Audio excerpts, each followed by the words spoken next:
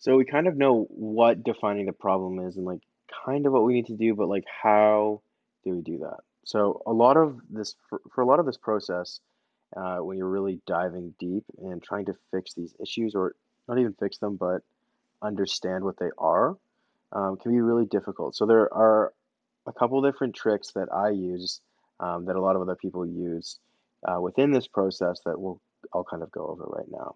Um, but remember, everyone has a different creative process when it comes to design thinking. So this can be different for each person, including myself. So these are really just kind of guidelines to keep you in course. So constantly ask why. Once you begin to identify problems, start to ask why this is happening. Why is the user doing this? Why are the users reacting this way? Then continue to ask why and why and why until you finally get to the problem or until you understand the problem in a different sort of way. And this can really work in any context, but especially in user interviews, if you have the opportunity to find a user at all and sort of talk to them about why they like this, why they don't like this, or why they need this, all these kind of things. Um, that will really help you out. So kind of act like a 5-year-old and constantly ask why. So another one is revisit your personas constantly.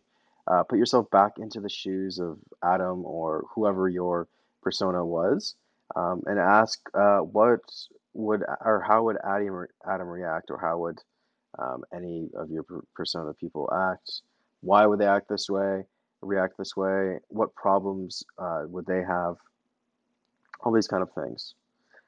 Another way to look at it, or another tip, is getting a fresh pair of eyes on whatever sort of like problem you've identified and ask for someone else's perspective.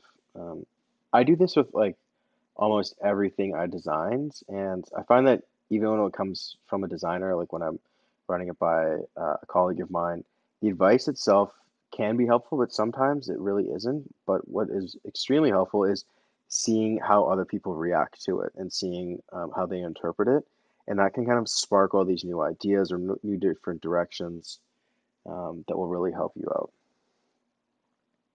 So, as we know, we need to constantly be refining and then redefining the problem as we go.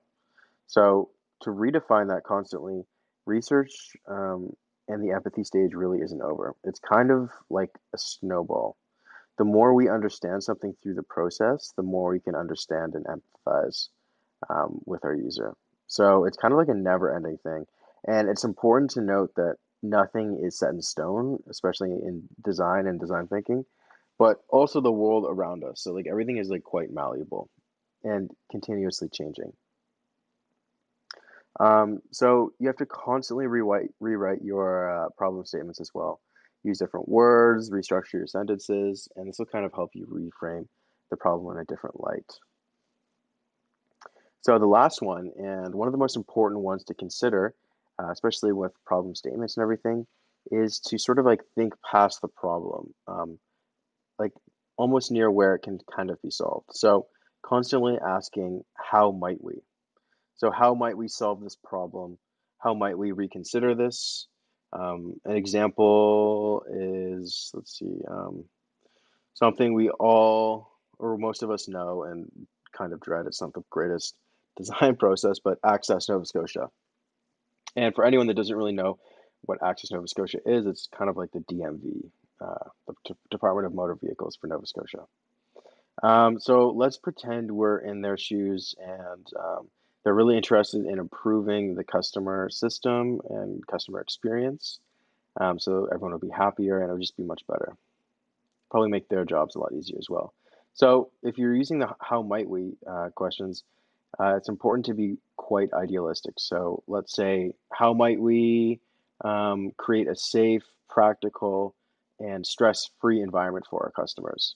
How might we make our space more peaceful, tranquil, and secure, um, and a fast and effortless customer experience? So, as you can see, I'm taking multiple approaches to asking that kind of broad question, those broad questions that do need to be asked. So, ask these questions and ask how might we, with when you're trying to create these problem statements.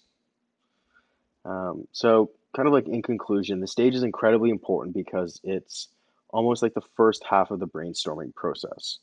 You begin to think of all the different pain points and problems you and your users see from all of your research that you have already conducted. And then you begin to frame and refine the problems, and then they become statements. Along, along the way, you will also begin to consider solutions for these problems. It's important to not just leave a problem without offering a solution. So, good luck.